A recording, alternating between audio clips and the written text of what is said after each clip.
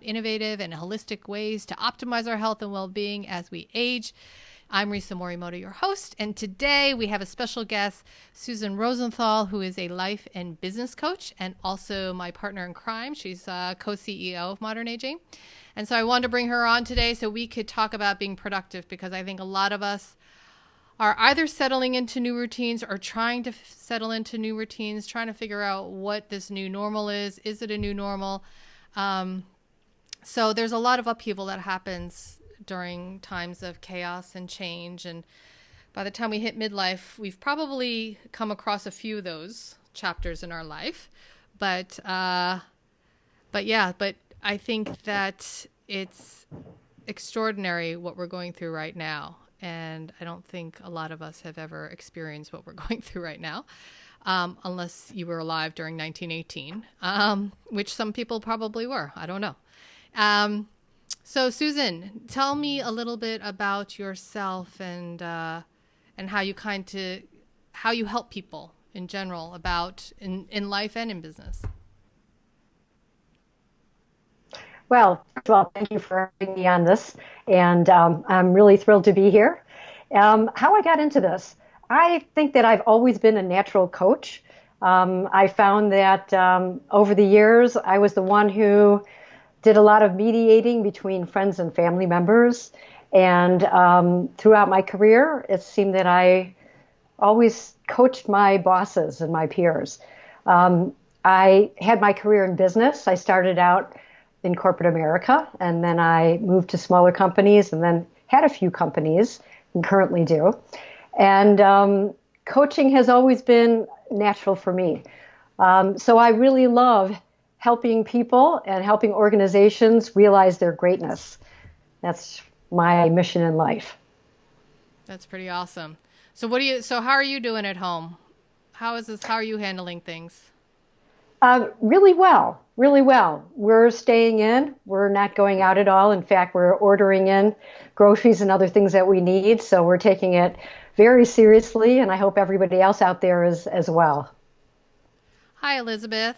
I'm just starting to see some comments. And that's the thing with this. If you feel like you want to make a comment or a question, ask Susan or myself a question, feel free to do so in the chat box if you're on Facebook or on YouTube. So this is all new, like weird technology, and it's kind of weird that we're all live streaming nowadays. All right, so let's get down to it, actually.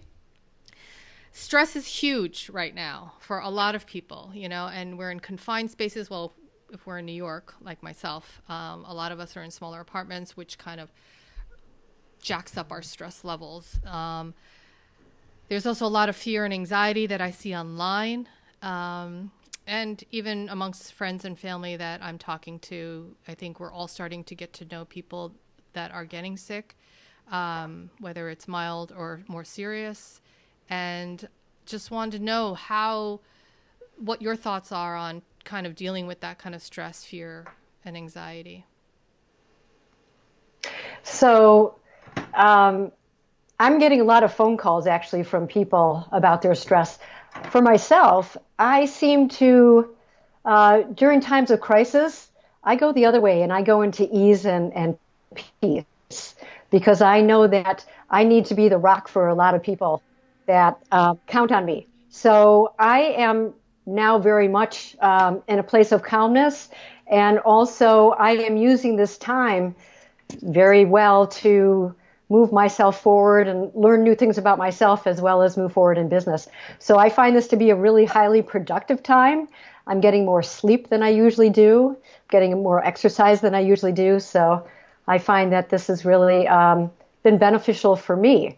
As far as clients of mine, they're all having a hard time. They're really trying to find ways to calm down, clear their mind of a lot of negative messages that are coming in, and try to find that quiet space that they can't seem to find. So we're having lots of conversations right now. Wow. So hey, Matt, how are you? I'm just responding to people and acknowledging that they're here, which is pretty cool. So how do you help people? What do you tell people who are under a lot of stress? Well, one of the first things that we talk about is their mind, because all these thoughts are going all day long, and we're getting a lot of input from news, from our friends and family, from all kinds of sources. And it's like our head is so full of so much information right now, and it's hard to sort of turn that off. So first thing we talk about is how to take control of their mind and look at what's really causing stress. Is it the information? Is it overload of work? Is it pressures from family and distractions and all of that that's going on in the household? So what I try to do is get them to observe, like what is really going on in their mind and see what's the biggest stressors are. And are the stressors from outside, or are they doing it themselves? Because sometimes we threaten ourselves, we have bully talk in ourselves, and we tell ourselves we're not doing good enough, we're not getting enough done, things like that. So what I first show them to do is how to quiet their mind. And first thing is to say no to the thoughts in your head that you don't want, is to have a conversation with your mind. And if these are helpful thoughts, then you let them go. But if they're not, then you gently say to them, thank you very much, but I don't want to listen to that right now, and you let it go. But this usually is sort of a lead-in to show people how to create quiet space. Because I'm finding what people really crave right now is that quiet space where they can find their. So many people meditate. I've been a long-time meditator for 20 years or so, but for some people it's very hard right now to stop the chatter. It's going on all the time. So we talk about ways to meditate, and certainly there's loads of apps and videos online right now that people can learn different ways to meditate. But to be able to get to that place where you can calm the mind, even if it's only for 2 minutes or 5 minutes, is really important. Do you feel like for those who don't really, meditate that much, do you recommend maybe soft music? Or, I feel like people are starting to spin out of control a lot. It's either they live alone, and so they're not talking to a lot of people, so they're just watching the news or whatever, and so they start to spin, what if. So how do we, for those people who may not be, professional meditators, what can they do to help quiet the mind? so the first thing is, even before meditating, is breathing. I mean, breathing is what we do when we enter this world, and when we leave, the breath stops. So the most important thing is breathing. And if you can just sit down quietly, or even to music, and do some deep breathing. And it helps to do a count where you breathe in for 5 seconds, hold it for 5 seconds, and then breathe out for 10.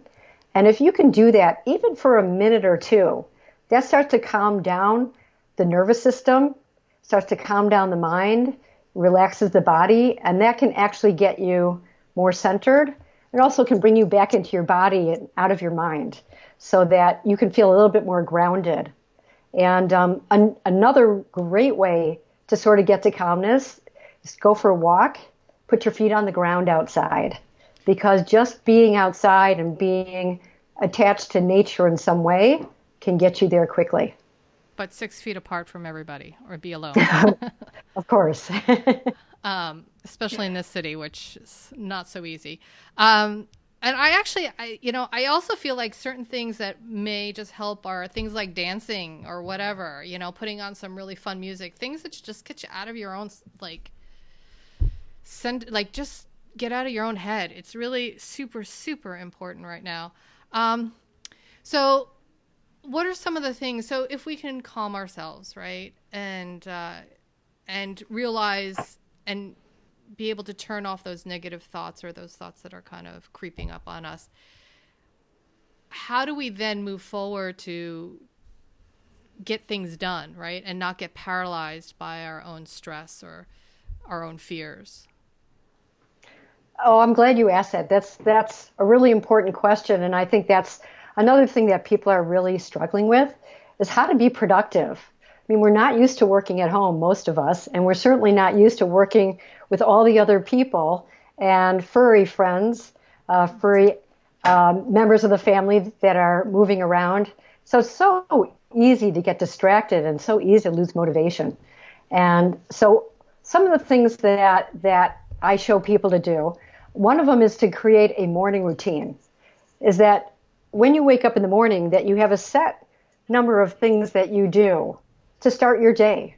So it can be first that you wake up at the same time every day, and you can start your day with some quiet moments or breathing or doing some reading that makes you feel good. And then from there to do some exercises, move your body or even stretch. Some people do some prayers, some people do gratitudes. I like both of those. And then you can start your day. But just having that set routine gets us up going and makes us feel like we're starting our day with intention. So I say intention because intention is a really important thing. I start my day every day with intentions for the day. What is it that I intend to do today? And who am I going to be the one to get that done? And So what does so that mean? So for people, so intentions can sound very woo-woo to people, right? Yes, Um, right. but for those who are kind of woo-woo, it's completely normal. I do love this set. I think intentions are really important, before you go to bed and also when you wake up in the morning. But what do you mean by that? Like, is it like my to-do list, or is it, how am I going to feel, or am I going to,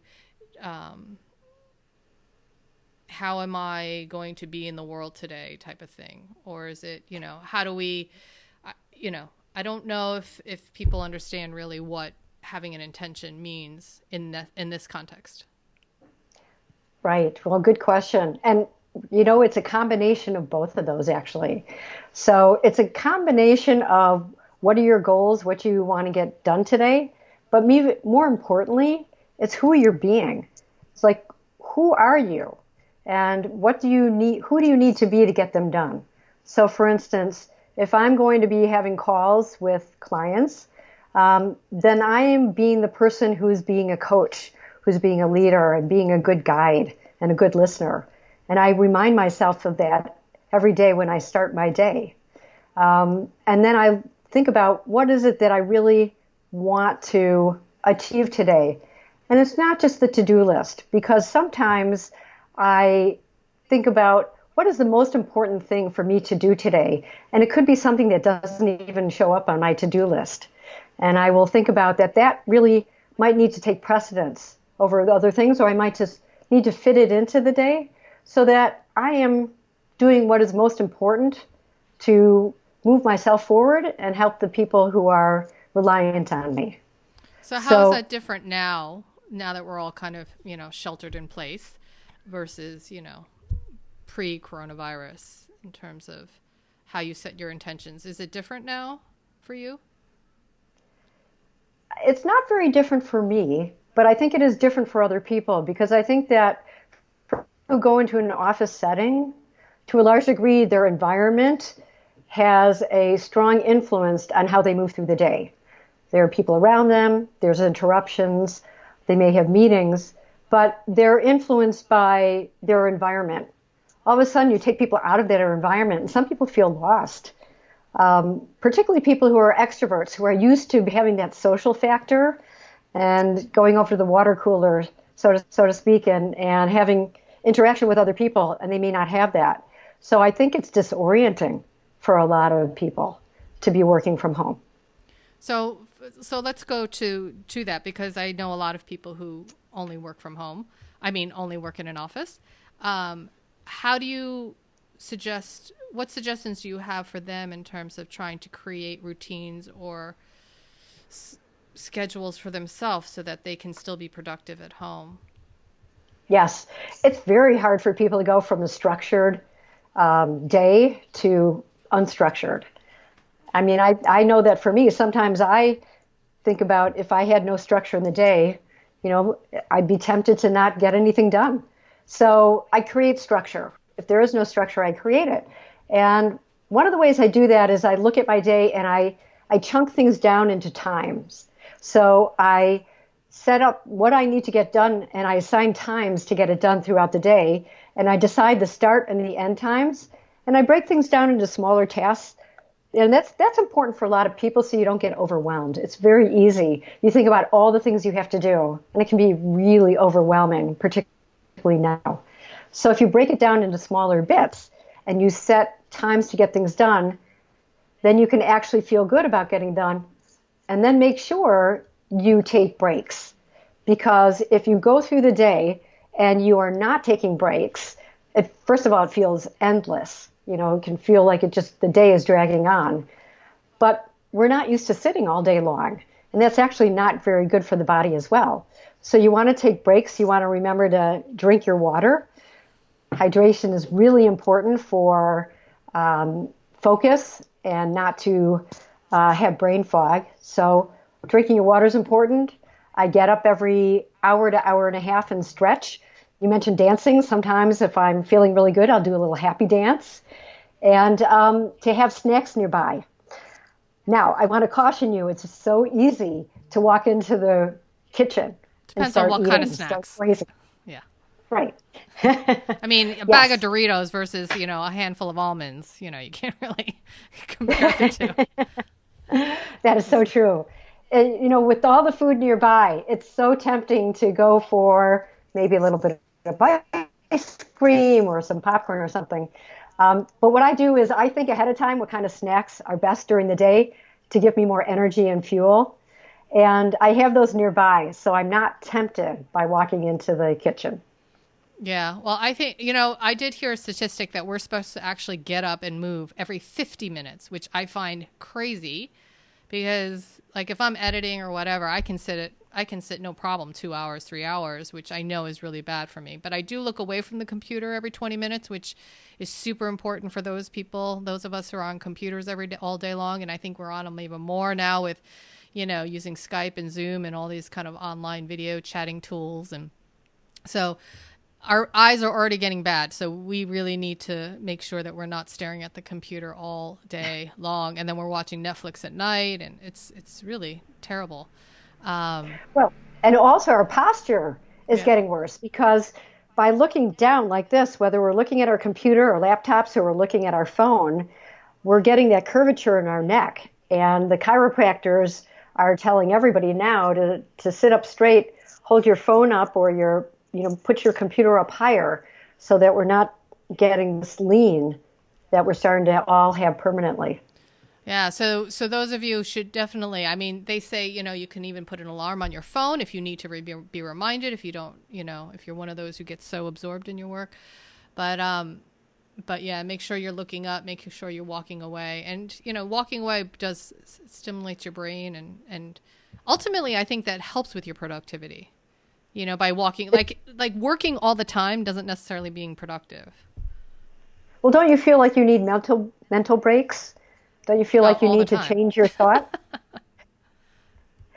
I know for me that if I'm working on something and I need to solve a problem, then I take a break because I know that it's working in my brain while I'm doing something else, and doing something physical gets me out of my brain and brings the answer much quicker. So Yeah, I'm constantly taking little mini breaks. but the mini breaks doesn't mean going on social media, or does it? No. No, So what's no, a you know mental what? break? Because I think that's what most people do, right? Right, they do. Um, Or they watch a YouTube that's video. that's one of the most difficult things right now is all the electronic media that we want to be on and stay connected to people. That is really one of the things that brings down our productivity. So if you can discipline yourself, it is better to only look at your email and text messages and videos like 2 or 3 times a day and set those times and stick with it because otherwise time will go by and you'll be looking at your phone for a half an hour or an hour and not know where your day is gone. It's called a time suck, and we're all guilty of it. It's terrible. Yes, Um, yes. but so how do you? So if you create structure in your day, right? This is another thing that a lot of people have mentioned to me in terms of being productive. They actually get dressed. They change their clothes in the morning as though they're going to work. So they kind of get into that mindset of going to work, which helps them be productive. And then they also make sure they don't work after a certain time because that's the other problem, right? Because now that we're home all the time, we're just working round the clock, and I'm guilty of that too because I work from home from to begin with, and I know that I can work all the time. So Yes. Yes. Very good point. I mean, for people who work home, they know how to divide their time. Although I know so many people who just work all the time because they work from home. They tend to put in 60, 80-hour weeks. So getting dressed into professional clothes or business casual clothes actually does make a difference, because when you are working or interacting with people, you do act differently when you're dressed in a different way than if you're wearing your pajamas or the clothes that you wear on the weekends, where you tend to just sort of relax and slow the pace way down. I did think So, about wearing my pajamas to this interview, but I decided not to. well, that would have been fun. That would have been great. Yeah. So what do you do to keep yourself motivated, or how do you feel that what should people do to keep themselves motivated?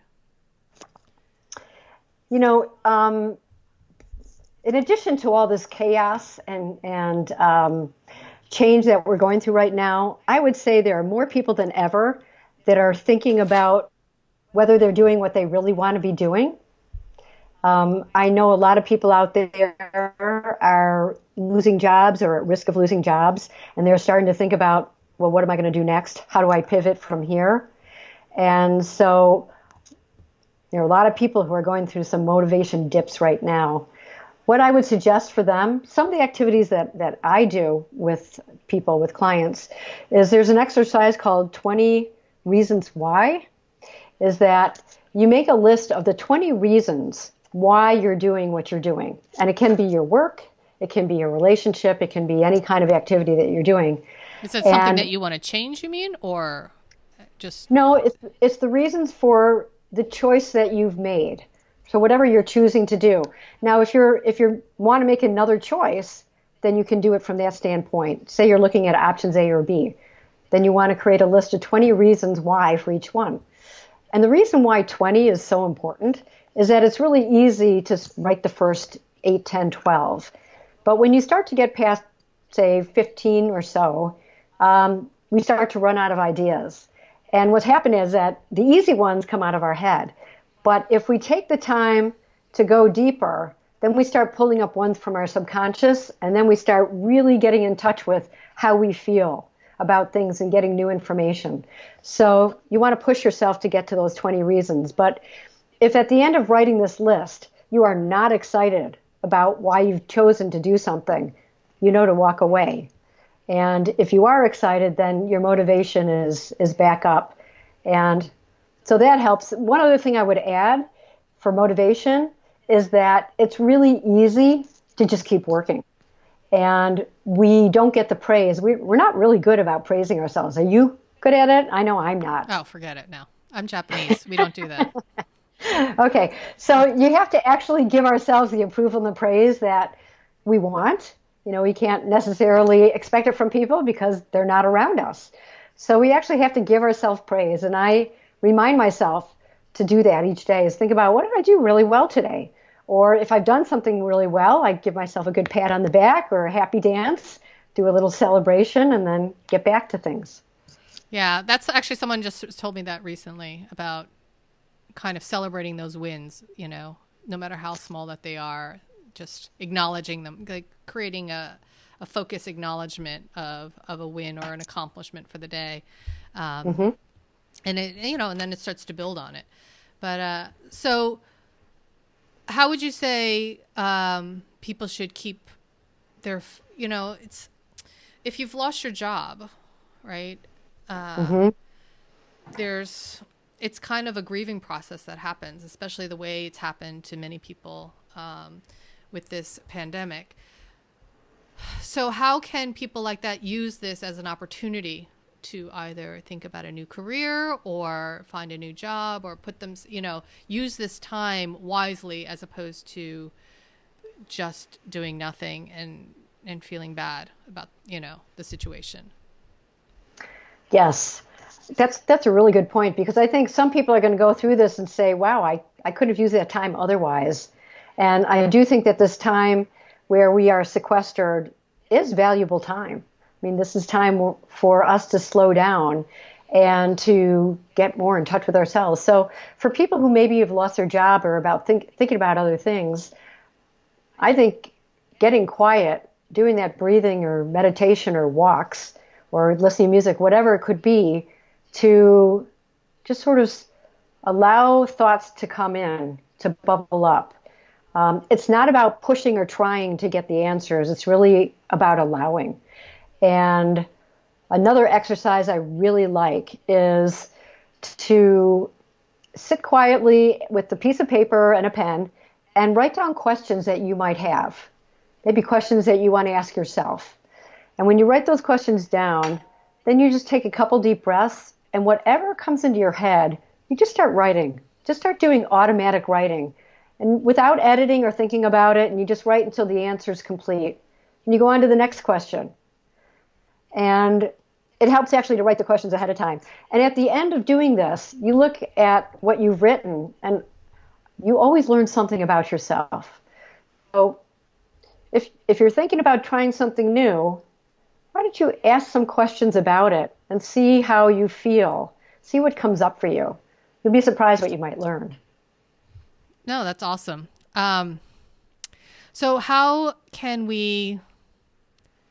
Sometimes it's hard. I think it's definitely a skill to listen to our inner selves, our inner guidance, right? I think that most of us have been pretty successful about shutting that off, quite frankly.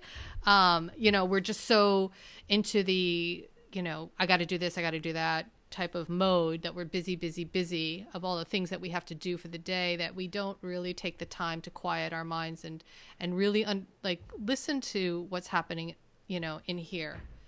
So what recommendations would you have to kind of connect with our inner guidance to allow, whether it's a new career or just a new start or whatever it may be that you want for yourself, when we've been so trained to live a specific way? How do we open that part up?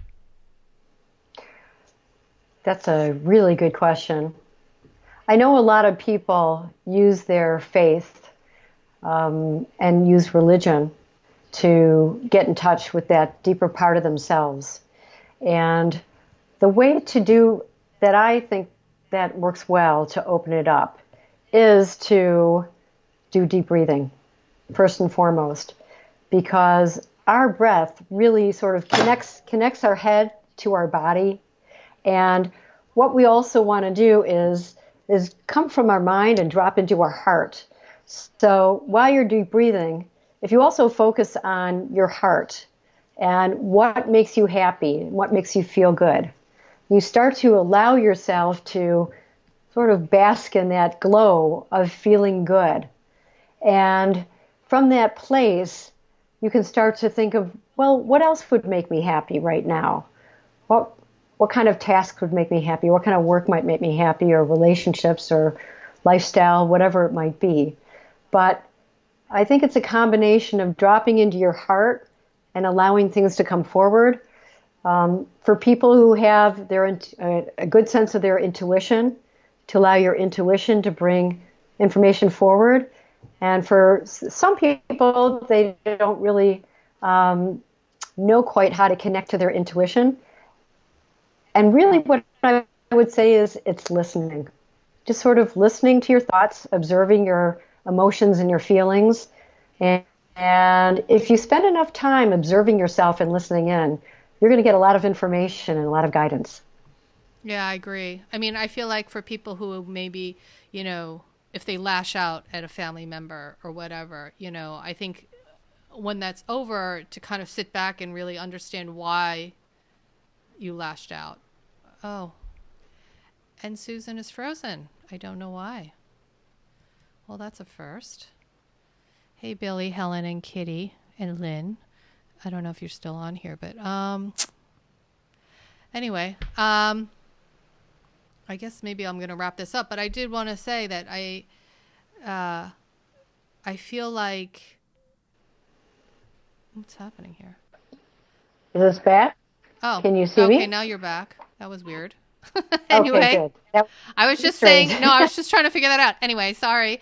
Um, I just wanted to say, like, if we lash out at a family member, because I've done this, right, where I got impatient and I yelled at my husband about whatever, and then afterwards I was like, why did I do that?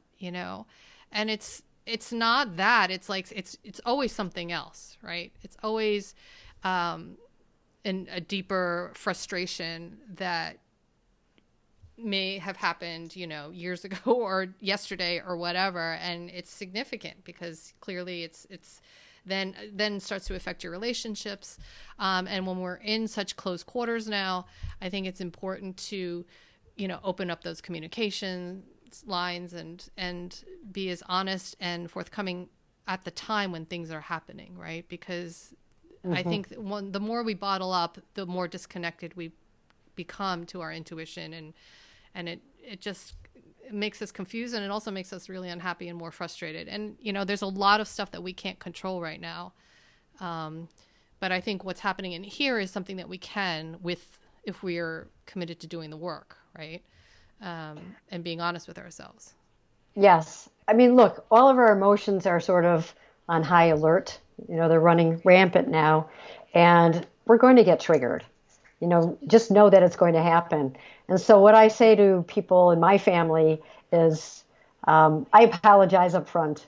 I just say, I am sorry if I let my emotions out on you or I say anything that is upsetting. I apologize up front.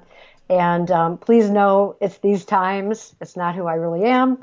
And then afterwards, I go and I have to clean it up if I've done anything that made people uneasy. But I think we just have to cut each other a lot of slack and cut ourselves slack right now because they're unusual times. This is not us being our best selves right now. I think when we get through this, we're all going to learn a lot about ourselves and For be better or better for people worse. for it. Well, we'll be better for it. I think we're going to learn a lot about communication. Yeah, exactly. Well, thank you so much, Susan. This is really, really helpful. Everyone's very happy on our little chat line, I see, with all the comments. Um, so this is very exciting. But I don't know. I just, for those of you out there, we're in this for the kind of the long haul. So, being productive and it's not only for now, but it's also for the future, right? And I think that we can learn a lot about ourselves along the way, and hopefully grow from this, and have better relationships, better work Yes, habits. I think we can really use this as an opportunity. What do you think, Susan? absolutely. This is a great time to experiment and try new things. So just have fun with it if you can, All right, and cool. be easy on yourself. So thank you very much for having me. Thank you so much. Thanks, everybody. See you soon. Next live is going to be on Thursday, so I don't know what time yet, but check out YouTube or Facebook for the announcements. Peace. Bye.